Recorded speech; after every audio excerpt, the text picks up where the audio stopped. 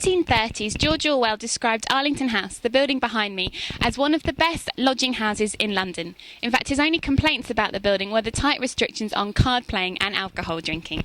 Today, the building was given a new lease of life, as London Mayor Boris Johnson launched a new scheme here for homeless people, centred around the arts. Boris Johnson was joined by the artist Tracey Emin at the launch of the project, which was inspired by New York City's Times Square scheme. Was in any doubt about the quality of accommodation that is to be offered at Arlington House, they should know that this venture is supported by the most famous and the most distinguished bedmaker in London.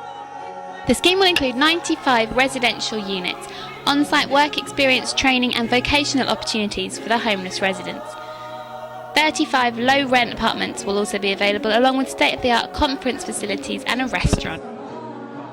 And we hope to have not only art, we've got art studios, we've got training in building trades, we've got training in catering, there's the most fantastic city dining stuff, but you'll be able to garden, you'll be able to learn to use a computer, you'll be able to change your life.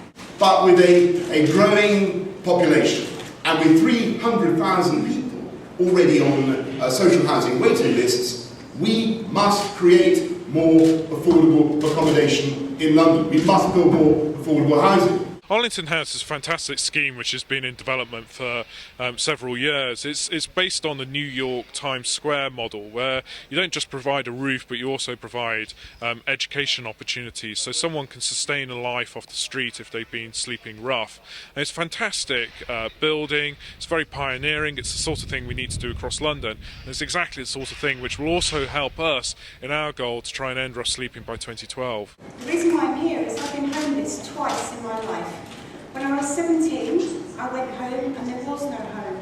I had to live in a DHS Department of Health and Social Security bed and breakfast house in Margate, and I lived there for 9 months. I lived in a room that was about 10 foot by 8 foot. I had to wash in a bowl because the bathroom was so disgusting and dirty. There were all men in the house, and I lived in this room and I had to lock my door every night.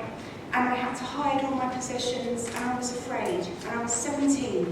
That was the first time I was homeless.